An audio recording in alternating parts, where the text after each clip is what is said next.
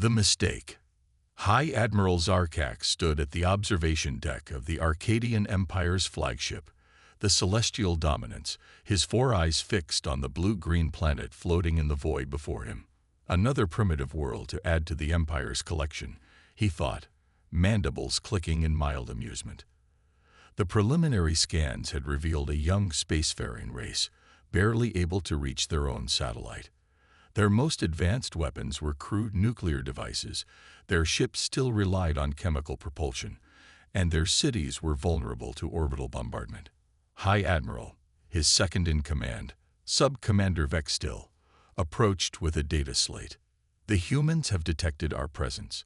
They're broadcasting messages across multiple frequencies. Zarkax waved a limb dismissively. Standard procedure. Begin the integration protocol. Show them our superiority, and they'll submit like all the others.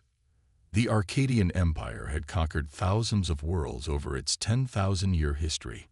Their process was efficient, tested, and invariably successful.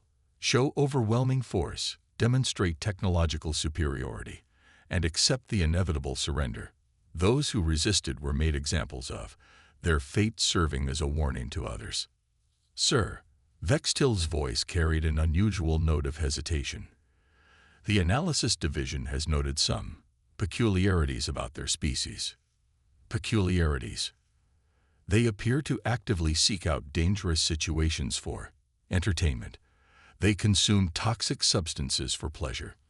Their entertainment media frequently depicts scenarios of successfully fighting superior forces, and their historical records show an unusual ability to rapidly advance during conflicts.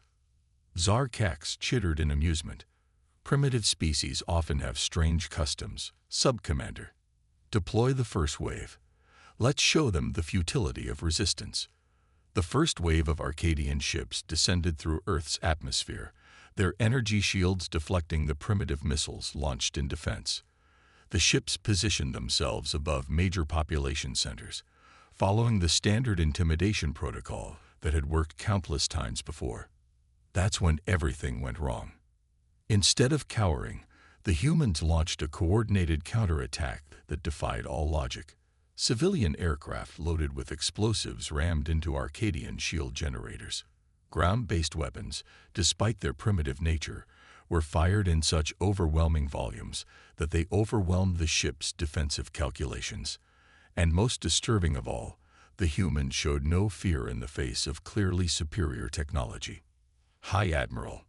Vextil's usually composed voice cracked with alarm. We've lost contact with 3 ships over their population centers designated as New York, Moscow, and Beijing. Zarkax's 4 eyes widened in disbelief. Impossible. Their weapons shouldn't be capable of. Sir, they're not just using weapons. They're using everything. Construction vehicles modified into makeshift tanks, commercial satellites repurposed as kinetic weapons. They're even using their planet's magnetic field to disrupt our targeting systems. The High Admiral watched in growing horror as the carefully coordinated first wave descended into chaos. The humans weren't following any known combat doctrine. They weren't surrendering in the face of superior technology. Instead, they were adapting, innovating, and most terrifyingly of all, they were learning. Pull back the first wave, Zarkax ordered, his voice tight with suppressed rage. Prepare the main fleet for a full invasion. These primitives need to learn their place. On Earth, General Sarah Chen stood in the underground command center of the United Earth Defense Force, watching the alien ships retreat. The room erupted in cheers, but she maintained her composure, studying the tactical displays. They'll be back, she said, silencing the celebration. And next time, they'll come with everything they have. Good, Lieutenant James Rodriguez grinned, his face illuminated by the tactical screens. That means more ships for us to capture. R&D is already reverse engineering the technology from the wreckage. You should see what they've figured out in just hours. Chen nodded, a grim smile forming on her face. The aliens had made a crucial mistake. They had assumed humanity's technological level indicated their capability for warfare. They hadn't understood that humans had spent their entire history fighting, adapting, and overcoming superior forces. They hadn't realized that humanity's greatest strength wasn't their technology, but their relentless drive to survive and win against all odds. "Send word to all commands," Chen ordered. Phase 1 was successful. Begin Phase 2 preparations. If these Arcadians want to see humanity's true capability for warfare, we'll be happy to provide a demonstration. In orbit, High Admiral Zarkax received the preliminary casualty reports with growing dread. The humans hadn't just defeated the first wave. They had captured critical technology, suffered casualties that would have broken the morale of any rational species, and showed no signs of submission. As he prepared to order the main fleet into position, a disturbing thought occurred to him. What if the analysis division had been right? What if they had stumbled upon something far more dangerous than a primitive civilization? The next few hours would prove that his fears were justified. But by then, it would be far too late to prevent what was coming. The Arcadian Empire was about to learn why isolation had been humanity's greatest gift. It had forced them to become the most adaptable, innovative, and terrifyingly effective warriors the galaxy had ever seen. And they were just getting started. The psychology of fear. Sub-Commander Vextil stood in the fleet's central intelligence chamber, surrounded by holographic displays showing the ongoing catastrophe on Earth. 3 days had passed since their disastrous first contact, and nothing made sense anymore. The humans weren't just fighting back. They were winning in ways that defied all military logic. "Play the capture again," he ordered, mandibles twitching as the footage began. The screen showed an Arcadian heavy assault walker, a 30-meter-tall war machine that could level cities, being taken down by what appeared to be a group of civilian miners. They had tunneled under the walker's path, weakening the ground with nothing more than industrial drilling equipment. When the walker stepped forward, the ground collapsed, toppling the mighty machine. Before it could recover, the humans swarmed over it like insects, cutting through its armor with plasma torches meant for mining operations. "Impossible," muttered one of the intelligence officers. "Those tools shouldn't be capable of breaching our armor." "They modified the torches," another officer explained, her voice trembling slightly. "They're using our own shield's energy emissions to amplify the heat. They figured that out in less than 2 days."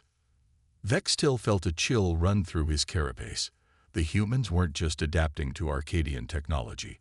They were understanding it, improving it, and turning it against its creators. Reports from the ground forces were equally disturbing. Human civilians were converting their homes into fortresses, their vehicles into weapons, and their daily tools into instruments of war. "High Command wants answers," Vextil announced. "Why aren't our psychological warfare tactics working? Every species we've encountered has broken under the pressure of superior technology. Why are the humans different?" The chief synapsepsychologist, Dr. Kelmar, stepped forward. Her research team had been working continuously since the invasion began. "Sir, we've been analyzing their information networks, entertainment media, and historical records. Our fundamental error was in assuming their technological level reflected their warfare capability. We were wrong. Catastrophically wrong." She gestured, and new images filled the displays. Human entertainment programs, historical documents, and combat footage. The humans have spent their entire history fighting themselves. They've developed warfare doctrine that doesn't rely on technological superiority because they've rarely had it. They don't break under pressure because their entire civilization is built on overcoming impossible odds. "Explain," Vextil demanded. "Their entertainment, what they call fiction, frequently depicts scenarios where their kind defeats superior forces. We dismissed these as primitive fantasies, but they're actually psychological training tools. They've been preparing for something like this invasion their entire cultural existence." In orbit, High Admiral Zarkax was receiving equally disturbing reports. The main fleet's attempts to establish orbital supremacy were being thwarted by improvised weapons. The humans had turned their space debris into minefields, their communication satellites into weapons, and were using their planet's magnetic field to disrupt Arcadian targeting systems. They're learning too fast, his tactical officer reported. Every engagement teaches them more about our technology. They're not just copying it, they're improving it, making it their own. On Earth, General Chen was reviewing the latest breakthroughs from the reverse engineering teams. The captured Arcadian technology was proving to be a goldmine of advancement, but not in the way anyone had expected.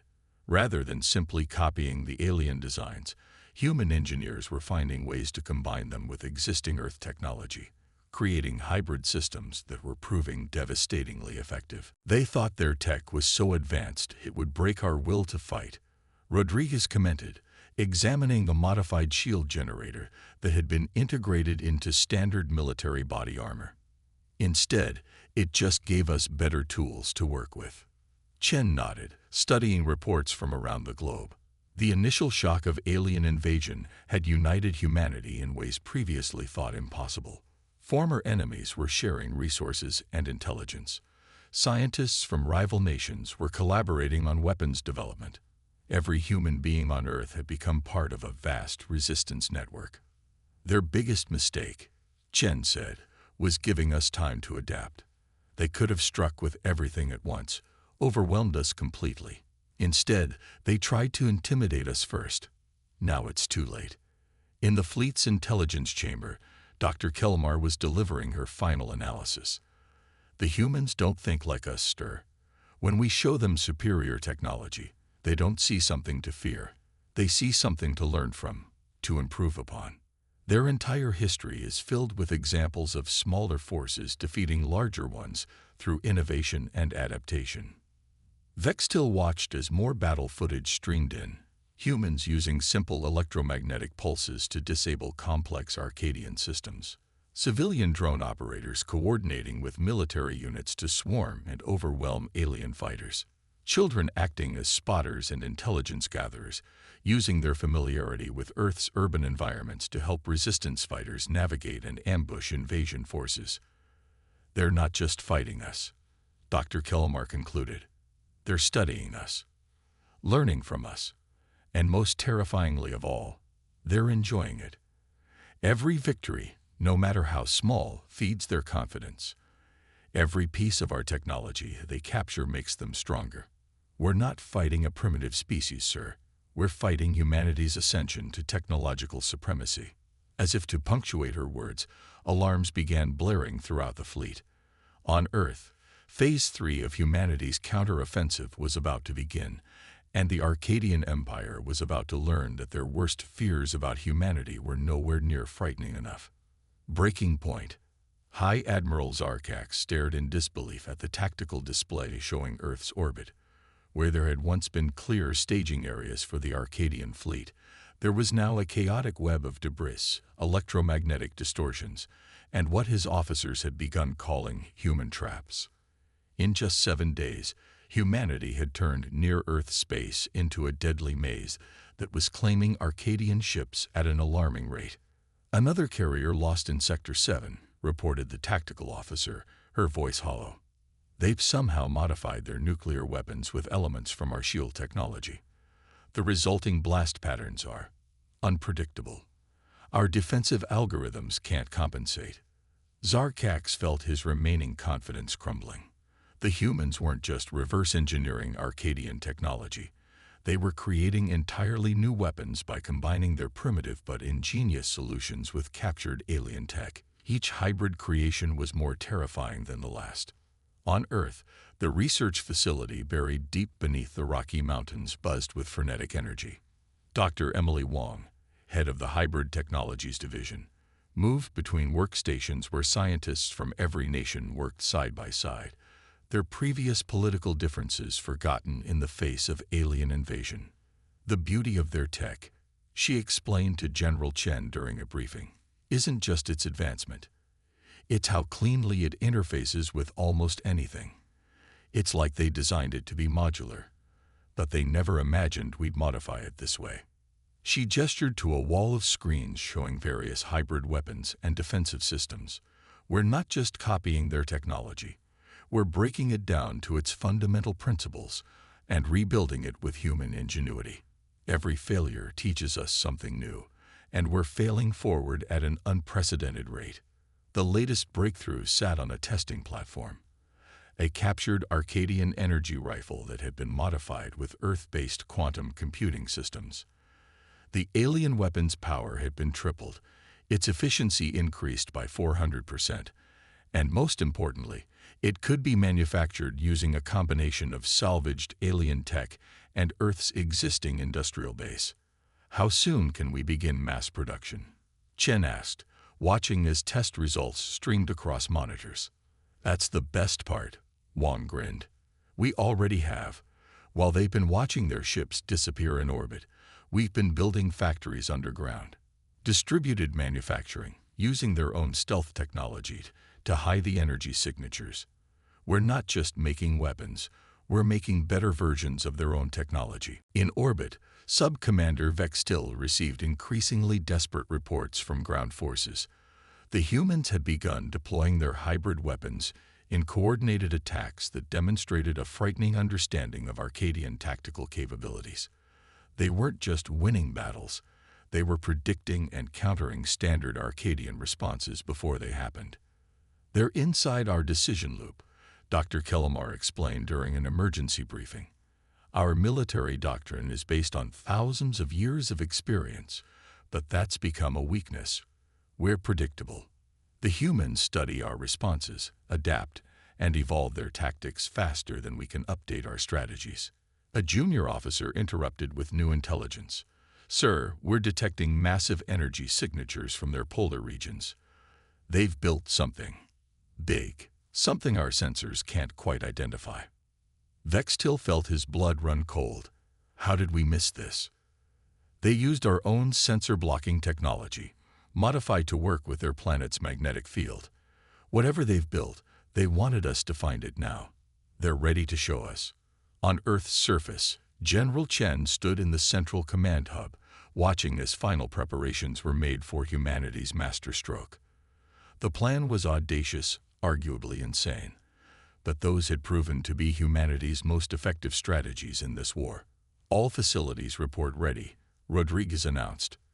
The power grid is primed and distributed. Backup systems are online. Should I give the order? Chen took a moment to appreciate the magnitude of what they were about to attempt. In just over a week, humanity had not only adapted alien technology, but had conceived of applications its creators had never imagined. They had turned their entire planet into a weapon. Send the message first, she ordered. Let's see if they're wise enough to listen. In the fleet's command center, High Admiral Zarkax received the transmission. It was broadcast on all frequencies, using the Arcadian Empire's own encryption protocols. Another display of how thoroughly humanity had mastered stolen technology. The message was simple. You have 1 hour to retreat beyond the lunar orbit. What happens next will demonstrate why humanity was isolated from the galaxy. We weren't trapped on Earth. The galaxy was protected from us. Zarkax scoffed at the ultimatum, but doubt gnawed at him. The humans had yet to make an empty threat. Every warning had been followed by demonstrations of terrifying new capabilities. But surely they couldn't have built anything truly threatening to the main fleet in such a short time. Maintain position, he ordered. Whatever they're planning, we'll show them the true might of the Arcadian Empire. On Earth, General Chen watched the deadline approach. The Arcadian fleet remained in position, just as expected. Humanity's isolation had forced them to become masters of innovation and adaptation. Now, they would show the galaxy exactly what that meant. They had their chance, she said quietly. Begin the demonstration. Around the planet, thousands of hybrid power facilities spun up simultaneously. What happened next would change the balance of power in the galaxy forever, and the Arcadian Empire was about to learn that humanity's potential for advancement was far more terrifying than anyone had imagined. The tables turn. The demonstration began with a whisper. Across Earth's surface, thousands of hybrid power stations activated in perfect synchronization. The planet's magnetic field, already a formidable defensive tool, began to pulse with artificial precision. In orbit, Arcadian sensors registered the change but couldn't decipher its purpose until it was too late. High Admiral Zarkax watched in horror as space itself seemed to twist around Earth. Humanity had done the impossible. They'd taken the Arcadian Empire's most closely guarded technological secret, their faster-than-light drive system, and transformed it into something entirely new. By the first ones, Vextil whispered, mandibles trembling. They've weaponized space-time itself. The human hybrid technology created a cascading wave of localized space-time distortions. Arcadian ships found their own FTL drives activating involuntarily, their careful battle formation dissolving into chaos as vessels were forced into random micro-jumps. The humans had turned the Empire's greatest technological advantage into a liability. But that was just the beginning. Multiple launches detected from Earth's surface, the tactical officer reported, her voice cracking. They're using our own teleportation technology, modified with their missile guidance systems. Zarkax could only watch as the next phase of humanity's attack unfolded. Earth's military forces had mounted modified Arcadian teleporters onto their conventional weapons. The result was devastating. Missiles that could instantly appear inside Arcadian shields, guided by AI systems that combined human unpredictability with alien processing power. In the Rocky Mountain Command Center, Dr. Wong monitored the battle with grim satisfaction. The beauty of it is its simplicity, she explained to General Chen. We didn't try to match their technology level.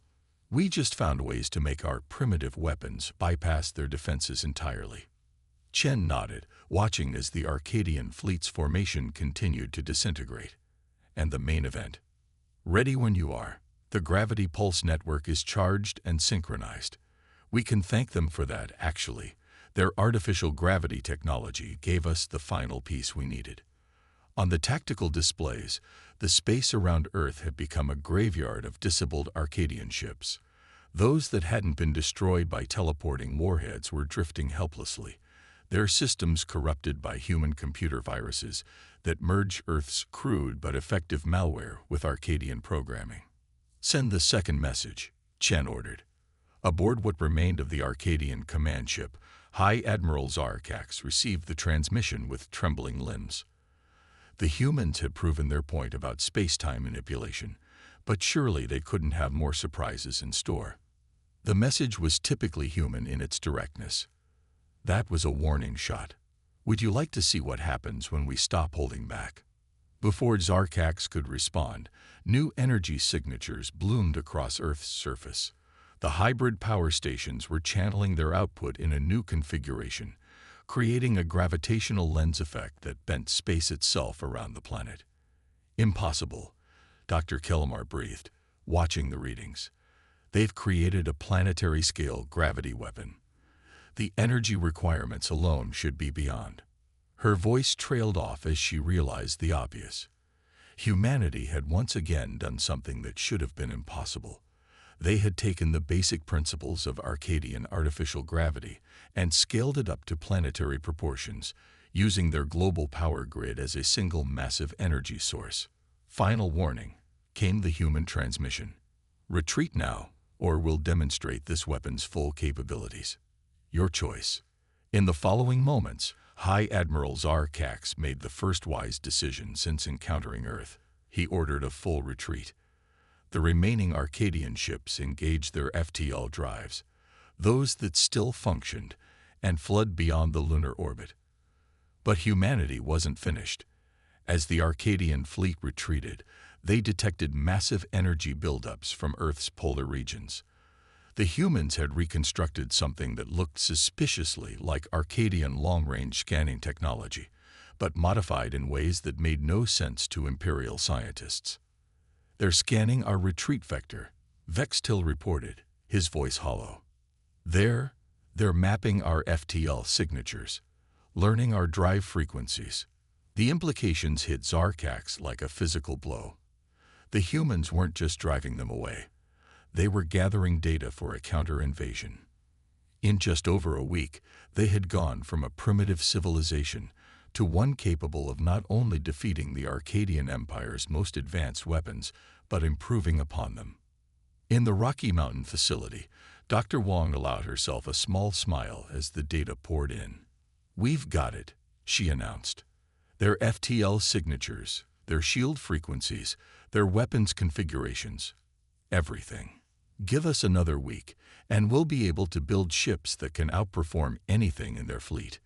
General Chen studied the retreating signatures of the Arcadian vessels. "They'll be back," she said, "with everything they have." "Good," Wong replied, her eyes gleaming with the same fierce determination that had characterized humanity's entire defense. "That'll save us the trouble of hunting them down. We've got plans for their empire." As the last Arcadian ship disappeared from Earth's sensors, humanity began preparing for the next phase of the conflict. They had defended their home. Now they would show the galaxy exactly what happened when you forced humanity to advance beyond their normal technological evolution. The Arcadian Empire had wanted to add Earth to their collection of conquered worlds. Instead, they had accidentally created something far more dangerous, a humanity that had been forced to compress centuries of technological development into days, and who now had their sights set on the stars. A new order. The Grand Council chamber of the Arcadian Empire had never been so quiet. High Admiral Zarkak stood before the assembled leaders, his carapace still bearing scars from the Earth campaign. 3 months had passed since their retreat, and everything had changed. "They're coming," he announced, his voice echoing through the chamber. "The humans have built a fleet. Not copies of our ships, something new. Something worse." The holographic displays showed the approaching human vessels. They bore little resemblance to Arcadian design philosophy. Where imperial ships were elegant and standardized, human ships were varied, aggressive, and bristled with hybrid technology that merged multiple scientific principles in ways that should have been impossible. "How many?" asked the first speaker, her voice trembling slightly. "Enough," Zarkax replied.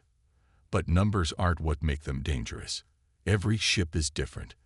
They're experimenting, evolving their designs in real time. Our tactical computers can't predict their capabilities because they keep changing them."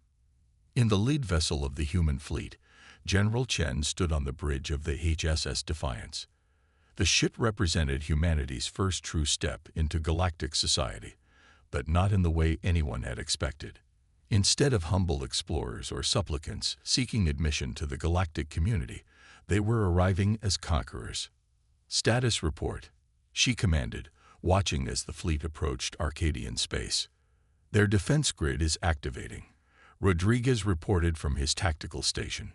"Exactly as expected. They still haven't updated their protocols." Dr. Wong, now serving as the fleet's chief scientific officer, smiled at her console. "Predictable.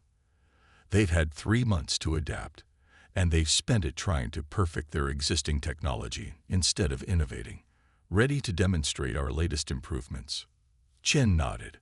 The human fleet had been built and crewed in record time, each ship incorporating lessons learned from the Earth defense and pushing the boundaries of what was possible when human creativity was unleashed on advanced technology. "Begin the approach," she ordered. "Let's show them how much we've learned." The human fleet engaged their hybrid drives, a combination of Arcadian FTL technology and Earth-based quantum physics that allowed for precision manipulation of spacetime. The Arcadian defense grid, expecting standard FTL signatures, failed to track them properly. In the Imperial Palace, the Arcadian leadership watched in horror as human ships seemed to phase through their most powerful defensive screens.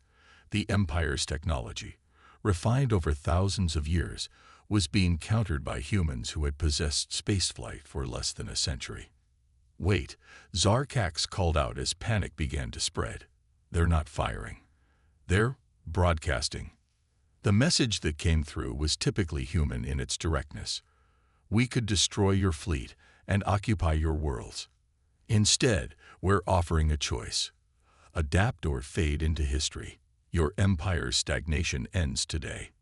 In the weeks that followed, the galaxy witnessed something unprecedented. Instead of conquest, Humanity offered partnership, but on their terms.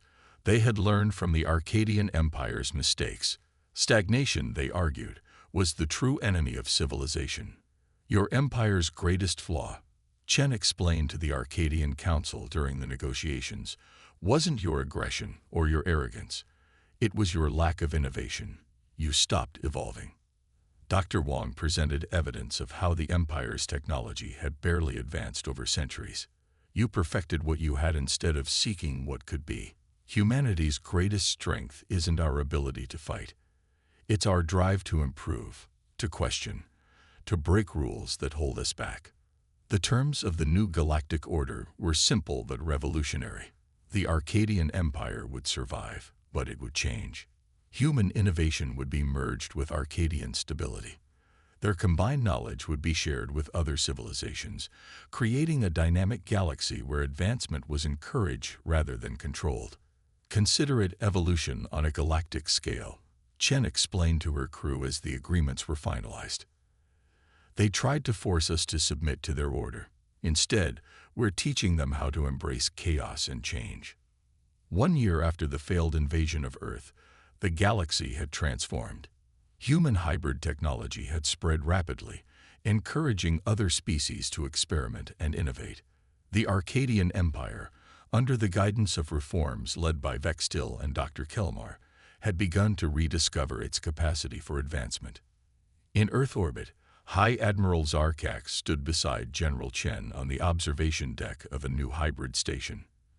Below them, Earth continued its rapid development, now serving as a hub for galactic innovation and technological evolution. We thought we were the pinnacle of civilization, Zarkax admitted, watching ships of various species arrive and depart. We never considered that true civilization means constant growth, constant change. Chen nodded, remembering the desperate days of the invasion. You gave us something precious, Admiral. The opportunity to prove what humanity is capable of when challenged. We could have conquered your empire, but that would have made us like you. Instead, we chose to change it. As they spoke, a new ship emerged from Earth's atmosphere. The first vessel built jointly by human and Arcadian engineers. It represented something unprecedented in galactic history. A design philosophy that embraced both innovation and tradition, chaos and order. The galaxy was stagnating under the old order, Chen said, watching the ship begin its first test flight. Sometimes it takes a species isolated from that stagnation to show everyone a better way. You thought Earth was primitive because we hadn't reached your level of technology. You never considered that we might surpass it entirely. The human Arcadian hybrid ship engaged its drive, creating a ripple of space-time that would have been impossible under either species' traditional technology. It was a symbol of what was possible when civilization embraced change instead of fearing it.